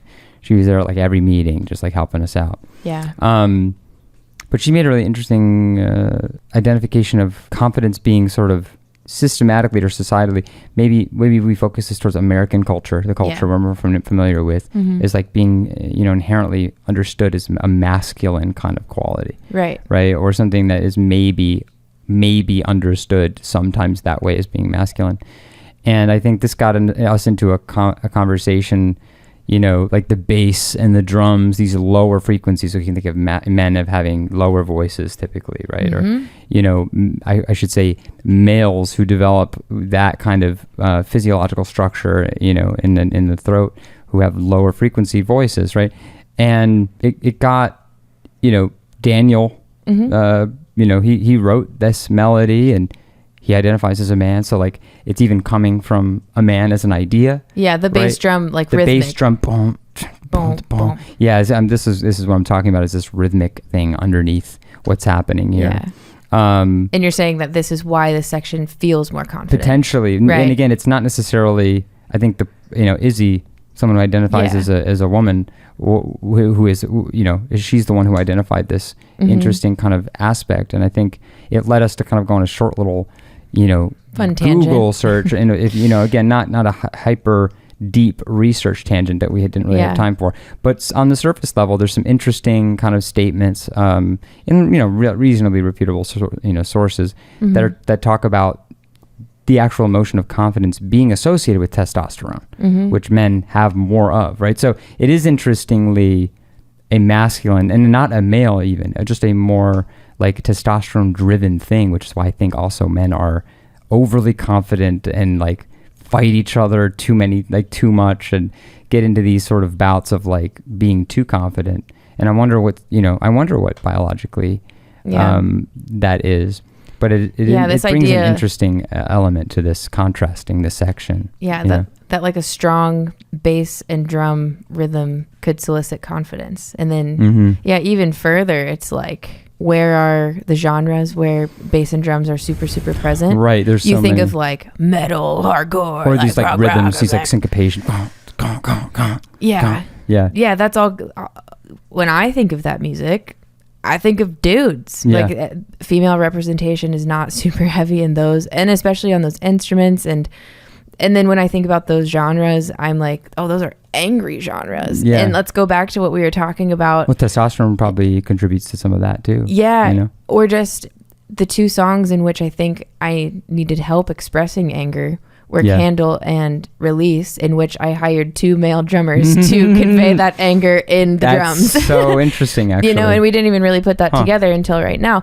So it is interesting. But then you have to ask the question, it's just like, well, fundamentally it can't be so. There's so much in our society that kind of contributes to this that has just been underscored for so long. Like you think about, well, why do men have more of a presence on the instruments of drums and bass? Well, and I love thinking about this. It's because it's not because they're inherently more masculine, I would say. It's because, males dominated every industry forever, and the music industry is no exception. And so then we have all these bands that, back in the day, the only way that you get to be a successful musician is you get on a label. Well, all of these crazy rock bands, Metallica, Led Zeppelin, blah, blah, blah. Like, they're not going to hire women because the people who are running the labels are dudes. And then you have companies like music shops and all these things, and like who are consuming magazines, and it's just this perpetual things where like you only see dudes playing these instruments. Right. So then young people of whatever generation that follows, if you see that, that's what you think. Girls have an easy bake oven and guys have a skateboard. It's just this perpetual thing. Same thing with like non-binary, trans, like anything. Just like not seeing people who feel like they're representing you in this way. Yeah, it's societal association. So it's just kind of like how much of that thought that Izzy had was just like inherently informed by our culture. Yeah. Versus, is there any truth to it? I have a fun little fact that I'll share, because I don't, I'm definitely feminist, but like I unfortunately have some support in this, like at least bass thing. Like you actually pointed this out to me. Sometimes I have good ears. You can hand me almost anything and I can figure it out. Like, and I know theory, and I've transcribed so much. Like I can do stuff. I cannot hear bass frequencies sometimes. Oh, we've talked about this. Yes, exactly. And you pointed this out to me. From college, who was like, "This is actually like, this has been researched." Yes. Yeah. And share the findings. It's just very simple. It's just like, a college professor that I look up to a ton. Very, very learned, like, just like sort of decorated person who is a woman who teaches music theory and ear training. She specializes in music theory and ear training. She has like so much like literature out there. And she was just talking about, like there like it's harder for people with higher tessitura vocal ranges to hear lower frequencies because it's harder for them to get down and sing, and they have to reference octaves above. We don't and feel it. It's also just not a resonant thing. Yeah. And it's just not physically the same. It's not physically available to us. We don't relate to it. So yeah, it's super common. interesting. It's like, I don't want that to be true. It is true, at least for me. I've and experienced it time and time again. You can train it. You can do, and also all of this is all rumination. It's all thought experimentation. It's all just of like, it's like we're not trying to reinvent the wheel of like trying to determine what is masculine and feminine and what is caused by testosterone or not. It's more just kind of fun to think about the depth that goes into this record and think about, someone else. Izzy was a third party who could, who we were really kind of, relying on to give us this like unbiased kind of like, what does this feel like? What do you think? And this is one that she said that I just thought that, how interesting to talk about this concept of like confidence. Why does it feel confident? And then, that gets us down on this tangent of like this, it makes you think of like undergrad kind of like rumination where you're just like, deciding that things mean certain things. And I think for us, it's more about just like, to us, it feels this way because of this, this hypothesis or this reason. And I think that's kind of where the testosterone driven confidence masculine thing came. But it's not necessarily inherently manly. What is that really? We don't know, I think. And, but it's interesting to kind of think about, masculinity and femininity in music has been studied. Right. In classical music, even in just like phrasing, and maybe those definitions are also flawed. I don't know, just something that kind of lots of open stuff. the mind to and kind of start to go down a pathway to go down. Yeah. Alas, this section shoots us into this guitar solo. The guitar solo. Dude, thank you, Cole Clark. Cole Clark, he put in that work. I put him to the ringer on this one. This was a tough session. Tough session. And mind you, this solo is only a minute. Not even. It's 50 seconds plus an outro melody that's another, 16 seconds. Yeah. But this 50 seconds, solo. We spent hours on this. And we even had... We tried to do it once. We tried to do it once before, and we ended up getting a lot of great material from that session that we... He stuck some great layers on here. Oh yeah, but it was one of those things where we didn't quite know what we wanted. It's not you, it's me. Yeah. And still, like we said, like we kept a lot of the stuff that he did, but we just needed to take two because it was like so. Like we said, this is the last hurrah essentially of the record, so we're not going to let that fall flat. Like we are going to. Well, first of all, we're us. We are going to get the right thing. It's not even flat. It's just like going the wrong direction. Say the wrong thing. Yeah. Just not quite capture what needs to be captured. And what we ended up realizing is that, again, here we are at this improvised versus composition territory. It's like we wanted it to feel like... Well, first of all, let's kind of zoom out for a second. We completely arranged and had recorded like the bed of everything that the solo is going to play on top of. You spent some time on that piano part. Oh yeah, I arranged the crap out of that because we wanted to extend it, and then it's like, well, we wanted to have 4 iterations of everything, and we wanted it to feel like it's growing. I wanted it to feel like, because I was the one who was like, this needs to be longer. Yeah. Again, I agreed, and it was just still hard because, I wanted it to feel like something that session players were playing all at the same time in the room together. And then someone was taking a solo, like seriously, like a la Snarky Puppy, which wasn't not a phase that I went through. So we all do. There we go. And anyway, we had that all done. And then it's just like, okay, well, we clearly want this very like improvisational sounding guitar solo on top of it. But when we fully went that route, it just wasn't right. Like it would have taken, and I'm not saying anything down or bad about these players, but like just like a Corey Henry level person to kind of like execute in one take from start to finish. Yeah, the bar was way too high. The bar was way too high. Like this is this I tried to be the one to solo over this. I can't. Like I sound like trash, and I've been playing these chord changes for years. I hate everything that I play over it. And so like I know how hard it is. And so it was just kind of like, you know what, we're in 2020 something, and recording technology is what it is. We don't have to have this front to back take that we just keep. Like, there's a lot of pressure out there. yeah. Talk about authenticity. Yeah. People judge sometimes like comping is like inauthentic, Yeah. right? Yeah. But when you talk to like some pretty established, successful people, it's like, no, I did everything I possibly could to make sure it was perfect. I hear that and I'm like, okay, that gives me permission to do the same. Totally. I already gave myself permission, but that helps. Yeah. Yeah. So the way that you like directed the Cole session was awesome. You had him do full passes of like, okay, do a whole pass where you're just playing these like dyads. Do a That's whole right. pass where you're That's just right. playing really, really, really long phrases. Do a full pass where you're doing like running 16th note. You know, I'm just making stuff up, but you said get in the spirit of this. And then we got so much material. And then from that, you were able to kind of like weave everything together. Yeah, absolutely. I do this sometimes. I just did this with the session I was doing last week, where I was trying to get the violinist to solo, create a little larger phrase over a long section. And it was like maybe a 16-bar section. It had a fairly slow tempo, and the second half of it was dying down, right? He was expressing all of his ideas in the first half, and then the second half was just like plateauing.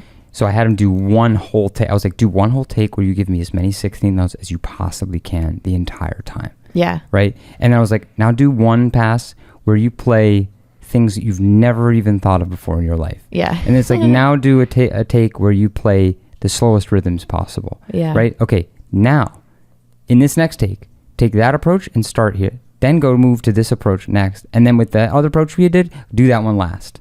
Right? So they get one take to explore that place. Right. You know? And feel freedom of like, okay, I'm exploring. I don't need to solo. I'm just kind of like trying this idea out. I know it's maybe too stark. But then now attach them together. We did some of that work too. And we still ended up making a lot of comps and essentially composing a guitar part from this thing. And it's interesting to kind of blatantly speak this out to the world because the point is to listen to it and not think about it. Right? To just experience what it's saying and what it's doing. And it's bridging this line between, again, this improvisation and composition. Yeah. You know? Yeah. Which really plays such a theme. I know I feel like Cole sometimes thinks that like, oh, he didn't do it. He said, so, I don't Right. remember if it was a text or if it was a in-person interaction, but he was almost apologizing. He was like, man, I'm so sorry that I like couldn't get it. And I'm like, but you did get it. I was like, motherfuckers. But even then it's not like we're just picky and he couldn't do it. It was like, no, we got everything that we needed from you. Yes, correct. Actually, you did it. It's just a different philosophy. And I totally understand Cole has spent, and just musicians like this in general, dedicate their whole entire lives. Like Cole is maybe one of the only people that I know who like still practices like what he said. He changes his guitar strings like every 2 weeks or something because he just plays them so much. Like the boy spends time. And so I can understand how if I put myself in Cole's shoes, it feels like a defeat that he couldn't just like play something absolutely pristine and perfect from beginning to end. But it's like, honestly, Pat Metheny probably couldn't have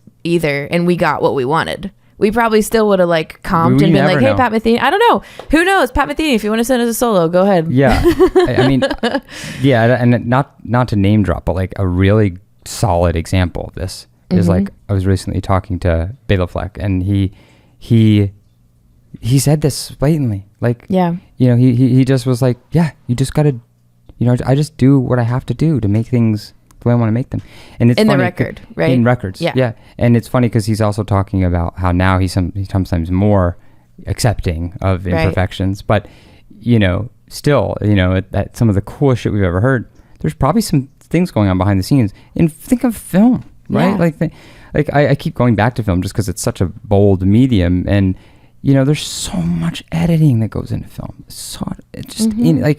Just the concept of color correction alone blows my mind. Yeah. Right? And that's like, sure, you could leave it, but like you're taking all this stuff and all this great footage and you're just like kind of smushing it together in a way, right? Now you could liken that to like just mixing. Right. But creatively, those are creative decisions too. And it's just like, here's all this stuff. Here's something we want. Let's make what we want. Let's make what we think is right. Doesn't matter if society's like, you should have had him play that solo, you know? Yeah. It's like, it sounds good. you know? Yeah, and also just accepting that recording is different than a live performance. Like, Yeah. we're already going to these we didn't ever Cole could 110% play this exact solo. exactly verbatim. now. Yeah. But there's other examples of that too. Like earlier on, I mentioned Red Garland's performance of "It Never Entered My Mind" that influenced Willing. You know, I was of the camp that if you're listening to jazz recordings really before 2000, you're probably listening to like full takes of just Yeah, which you probably are. yeah. So So there is pressure for that, and there is like a standard there. yes. However, I was in love with that one recording. I didn't even think to go to other recordings of the same people playing that same song. And what I realized is that the solo that I thought was so perfect was actually more of like a compositional arrangement that 'Cause you Red heard Garland other has, recordings and it's the the solo same. kind of goes the same way. And yeah, Yeah. this one is a magic recording, but Yeah. it's he has approached it a million times before the same Yeah. way, and that blew my mind. Another example that's fun, John Estes, where we recorded a lot of this like original bass and drum stuff. He made this record with his friend Doug Mosier, and I found it, and I was obsessed with this. He's playing like baritone guitar or something like that, Love that instrument. and saxophone duet. Oh, And love that instrument. there's this tune called Transcontinental, and it's super cool. You And sent then, this to me. Yeah, Yeah. Doug takes a saxophone solo on it, and I was obsessed with this before I booked the sessions, and I was kind of like idolizing John, and I told him, I was like, I transcribed it, like I played your guitar part in my left hand and I played his part in my right hand. He's like, I can't believe you did that, like I comped the shit out of that Yeah. solo. And I was like, dude, I mean, I had no idea. Yeah. So that shattered so much glass for Oh, me, and yeah. ever since then I was just like, get the thing, Get the thing. be a fucking composer. Mm-hmm. Sometimes keeping it and it being perfect is good. Yeah. God damn it. 100%. Yeah. That's profound. Some people might be hearing that and be like, yeah, of course I always do that. But it was important for me to learn that. Yeah. I was Because like, we come from there's playing, so much pressure. you know? Yeah. That's just like, you have to execute this perfectly. Yeah. It's like, That's a very Obviously. music school hangover type thing. it is, yeah. Just, if you hear it, make it happen. However you Yeah. need to make it happen. Yeah. I think it's perfect. It's the beauty of comping. Yeah. Real quick, I want to talk about the layers that having underneath his guitar solo. Yeah. Right, we did talk about the passes that had some of these other things. But let me just play this for you. Just this environment. It involves, some of Pete's guitar layers that were really colorful. We worked so hard on voice leading and voicings and how these voicings went over time. We have little plucks from the Juno. We have little environmental kind of chord progressions from the chorus, from the Juno. And then we have these little piano, ditties.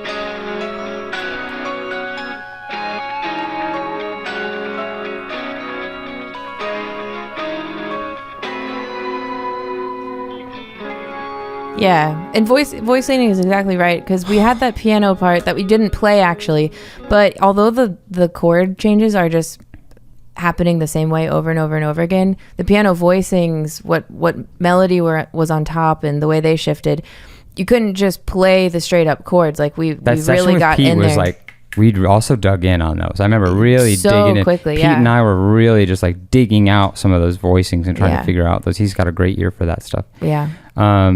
Also, you can hear a little bit of that distortion that's happening. Mm-hmm. That's just the input from Jesse's Juno just getting kind of fucked.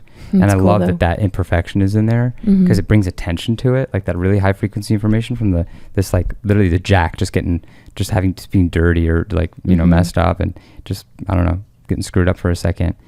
I love that. I love that little stuff. It kind of, brings your ear over that direction. Yeah. Right. But that's all happening underneath the guitar solo. So it's like, it's Right. a very dense moment, right? Totally. And then we arrive at the end. Yes. And then The the end. outro. Ugh. These are the pre-chorus chords for the most part. And I'm so glad that we just get them one more time. I don't know. I really like my pre-chorus chords. This, and then same with the Moonlight pre-chorus. Mhm. I don't know. It's just a fun little place to explore and have some different harmony. But yeah, it's like we pose the question. The guitar solo is kind of like this emotional rumination of that question that's heavy. Yeah. It's heavy, it's dense, it's complicated. It's kind of like in Moonlight, right? With the cello. yeah. At the end, it's like the character, Right. Stepping out and having this identity and meandering and stepping over that tree branch and Yeah. stepping over that rock and getting closer to the meadow and then getting into the meadow Yeah. and kind of relaxing there. This Yeah. guitar solo, it's ramping up intensity. It's like, oh, Right. oh, oh, Mm-hmm. oh, Mm-hmm. right? But no more words, right? It's just all kind of introspection. Yeah. But, this is a great example of like, why do we have an outro? We can't just Willing just leaves you on this giant cliffhanger. This was not the time for that. Mm-hmm. We kind of come back to this somber place, which I think is a great representation of kind of like the cyclical nature of emotions, and like you call it like the cycle of grief. It's because you start, you kind of go through the whole thing, and then it all hits you again, and you have to go through the whole thing again, and then gradually over time the cycle lengthens, it becomes less potent, and then you get over something. But at this time of like post breakup, it's like the cycle of, well, why did this happen? Should have happened or not, but like it was so good before. And then you have this kind of like big emotional welling. Codependency's trying to step back in and just be like, hey, right, that was Exactly. pretty good. That was pretty good. Exactly. So we have this outro, which if we put this song in a loop, could just shoot us right back in the beginning, and then Yes, this whole totally. song is like a cycle. Absolutely. Love that. So that's why we have this outro, and it's so good. Outros in general too just allow us to kind of come down from what we just heard. It kind of is like gives us a second to kind of just be like, oh, okay. It's a final moment of Yeah. reflection. Yeah. And especially when we have a song which the key word to it is hindsight. Of course we need a final moment of reflection before we go. I said that the harmony here is almost the same as the pre-chorus because we have one reharmonization that Zach did. Little, woo. And it's the funniest thing to me because I remember when he played it, it like blew my mind. I was like, that's the coolest thing ever. And I asked him what it was, and he goes, oh, it was the root. And I was like, bitch, you're wrong. Like, there's no way. So we have this like G flat add 2 over B flat sound. There we go. This G flat over B flat like add 2. G flat 9, add 2. And then we have this like A major 7. But he's playing B flats in the bass. Well, normally this Right. is what it would be, Yeah. right? So B flat, A in the bass, and then this D flat over F. And then we have this other kind of sussy sound, and then we get back to this A. So when he reharms it, this G flat chord, yeah. he just plays the actual root, and you could have fooled me. I was like, no way is that It's giving kind of- root position. It's kind of because the B flat on that G add 2, right? That it's kind of reading like a B flat minor 7. We Almost, have yeah, B yeah, flats yeah. and D flats, right? The D flat is the 5th Sure. in G flat. The B flat is the 3rd in D flat, right? Yeah, And then you have your A flats, right? Your Right. add 2s, right. which is giving your 7th. You have everything you need for a B flat minor 7. Yeah. So it's really kind of feels like that. So it is in a way, it's turning that B flat. You could make the argument for B flat minor 7, Right. which means the G flat is reharming and turning that B flat minor 7 into into the a G flat. major chord. Yeah. Right? Into a G flat major that is actually more colorful with the 9. Yeah. Things like that. However, I do really strongly believe that it's like the G flat over B flat, and then all he's doing is playing the root. Yeah. It's totally true. And it's just like so interesting.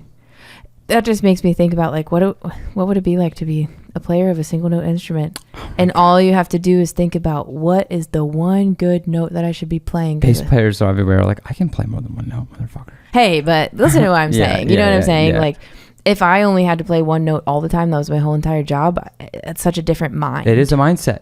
It's like, oh, I can reharm something, and you're in control of the harmony. You're the lowest note. Powerful. These Super bass powerful. bass players are. Yeah, again, Yeah, that was so cool. It'll never get old. I could Mhm. listen to that forever. it's a very pretty moment. Yeah. So I mean, the outro just kind of sets down the listener, and And that last chord, yeah, I think that's where that synth and piano are really tied together, right? Like we can listen to the Juno, and we can listen to the piano, and we can really just see how they just kind of fall apart, sort of, in a way. Like,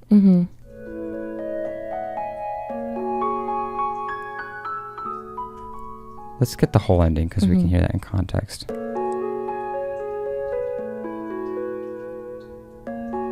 That little modulation on the synth. I think Jesse was controlling that.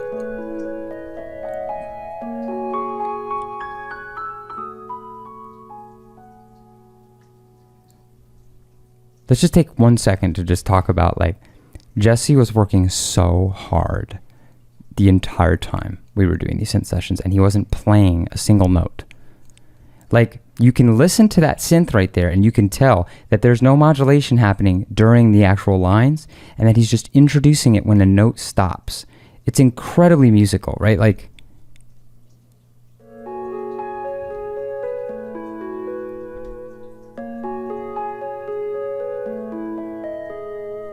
right, that is just so musical. It's so incredible. Like, and those little details that's what this record is about, is caring about those things. Yeah. Anyway, I had to point that out. For sure. I think that kind of closes us up, right? Yeah, I think so too. I think we need to tie in our narrative, our larger narrative threads here. Absolutely. So, narrative versus codependency thread. Mm-hmm. Codependency mounts an assault with self-doubt as its weapon, Mm-hmm. right? So that final question that we get, I've learned my lesson, but am I going to make the same mistakes again? Mm-hmm. Totally the codependency coming back, right? Mm-hmm. It's like, will I? Do I want to? Yeah. Do I want to go back? Like, it's reminiscent of, like, this song is not really Fall's 3-act structure, but it's like in 3-act structure, right? Where you have that last, it's like everything's good, but then wait. Mm-hmm. Oh, but it is good. You know what I mean? It's Yeah. like, I feel like that's really common. Is that there's one moment of just like, but what is it good? Is it? Oh Yeah. yeah, okay. You know, I think we need that. We need this moment to happen in the narrative before we can move on. Yeah, in the last two songs, our narrator has kind of displayed weakness to strength. You know, yeah, especially in Moonlight. Yeah, especially Moonlight. You could argue that it's the same for Willow Weeping. where Willow it's like, Weeping's a little bit, starts weakness to strength. Yeah, that's true. you know, it takes some strength and whatever. There's some back and forth, more so in Moonlight. But Yeah. in this song, we go the opposite direction. We start strong, very just like contemplating, reflecting, calling it like it is. But then we slip back into some of these things where it's like, well, these patterns unfold, but I can't really do anything. It's almost victim mentality. Mm-hmm. And then same thing with that question. It's just like, Yeah, it's maybe not. We said strong, weak to strong, strong to weak. Maybe weak isn't all, the best way to describe it, because it's like, but victim mentality, because it it's like conveys the there's a message. confidence in like some of the stuff that's happening later, but it's not fully assumed yet, I don't think. Well, it's a weak position in regards to, The do I bigger just want picture. to let codependency take over because that'd be the easier thing to do. Uh-huh. Like, that is weak, Right. you know? So then in regard to our change thread, we are fully aware that codependency is an issue. We've called it by name at this point. And we're becoming aware that the tools can overcome it, right? We had a half win we had a win in Willow Weeping, but we only displayed or demonstrated tool number 1, which was this external vulnerability and authenticity. We know that we should try to display tool 2, but we don't. So something is missing, which is causing self-doubt. and it prevents us from changing. So there isn't really any change in this song. Like I said, it's hindsight. It's reflecting, it's contemplation, and it's self-doubt that moving forward, I'll be able to do anything different than what I've done before and repeat history. So tool thread, we kind of have lost sight. Like, we know that we should be using tool 2 as demonstrated in Willow Weeping, where we displayed tool 1, but we don't even really think about tool 1 in this song, let alone using tool 2. There's kind of no opportunity because we're potentially slipping back. So, you know, we're even forgetting that we had these small victories. This is almost a little bit of like a pity party song. Yeah, which is, again, because that's what codependency's munitions are. Yeah. Right? Codependency's, this is its last stand. It's what is it? What are its weapons that it's used to fighting the battle? Causing self-doubt. That's its weapon. Yeah. You know? Yeah. All right. Takeaway time? Takeaway time. Yeah. I mean, we talked a lot about just getting performances out of players. Like, we talked being about a Ross. director. We talked about Peter. We talked about Cole. And Zach. And just the different approaches and philosophies, and sometimes philosophies between this like artist or producer role conflicts with the players, but still, how do you navigate that? How do you handle that? How do you still get this like end result and everybody be happy? It's very nuanced, but it's doable. It's doable. It's awesome. Another, continually recurring theme in this podcast, I think, is intuition. Training intuition, honing intuition, questioning intuition, assessing your intuition, assessing the result, checking that against your intuition, and, just continuously feeding your subconscious with information. Yeah. And I think that this is just another great example. And you know what? If you ever are in a pinch and you need to reharm a note, pick the one. Pick the one. Pick the one. That's funny. Okay, we will see you next stop. Next stop. Bird in a Cage. The penultimate song of the record. Yeah. Thanks for sticking around and listening to Clarify.